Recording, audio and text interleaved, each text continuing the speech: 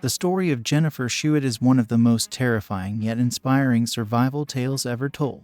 It's a true horror story, not because of the supernatural, but because of the pure evil of one man and the unbelievable strength of an 8-year-old girl. The Night of Terror. It was August 10, 1990, in Dickinson, Texas. Jennifer Schuett was just 8 years old, a bright, cheerful little girl with a love for books and a contagious smile. That night, she was excited about staying up late. She had been watching TV in her bedroom, unable to sleep because of the summer heat. Her mother, Elaine, had told her to go to bed, and Jennifer eventually dozed off. But she wasn't alone.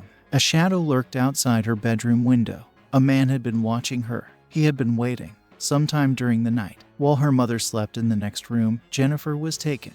A stranger broke into her room, lifted her from her bed, and carried her into the darkness. She woke up as he was running down the street with her in his arms. She screamed, but no one heard. This was just the beginning of her nightmare. A monster's lair. The man stuffed Jennifer into his car and drove to a deserted field. It was pitch black, the kind of darkness that swallows the world whole. No one was around for miles. Jennifer was terrified. She asked the man why he took her. His response, "I'm an undercover police officer, and I'm going to take care of you." But Jennifer knew better. This man was no cop. He was a predator. What happened next was unspeakable. He assaulted her. He strangled her with her own underwear so hard that her tiny body convulsed. She was sure she was going to die. Then, he slit her throat, leaving her for dead in the field. He drove away, thinking she would never wake up. But Jennifer wasn't dead, buried alive and fighting to survive. For over 12 hours, Jennifer lay alone in the field, bleeding out. She couldn't move. Her throat was slashed so deeply that she couldn't scream for help. Fire ants crawled over her tiny, battered body, biting her everywhere. The sun was rising, and she was covered in dirt, blood, and insects. And then she saw them. A group of children walking nearby. Jennifer used every ounce of strength left in her body to move. She couldn't speak, but she waved her fingers weakly, just enough to catch their attention. The kids ran for help.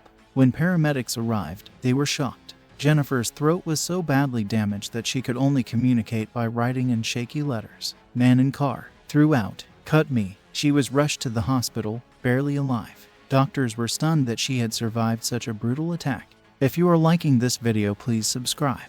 The long road to justice. Jennifer couldn't talk for months, but her mind was as sharp as ever. Even at 8 years old, she was determined to remember every detail about her attacker. She worked with investigators and, despite her trauma, helped create a composite sketch of the man who did this to her.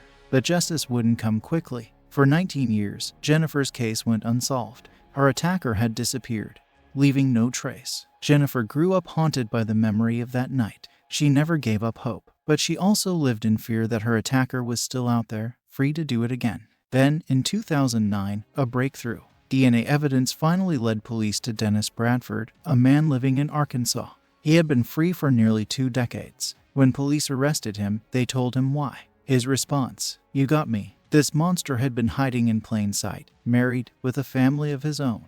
Jennifer finally got to face him in court. She looked him in the eyes and told him, "I am not a victim. I am a survivor." Bradford couldn't handle it. Before he could be fully prosecuted, he hanged himself in jail. Jennifer never got the full trial she wanted, but she had won. He was dead. He could never hurt anyone again. The ultimate survivor. Jennifer Schuett's story is beyond horror, it's a miracle. She survived the unimaginable and turned her pain into power. She now speaks out for other survivors, using her voice, the voice that was almost stolen from her, to inspire others. Her story is proof that even in the darkest moments, there is light, and that monsters don't always win.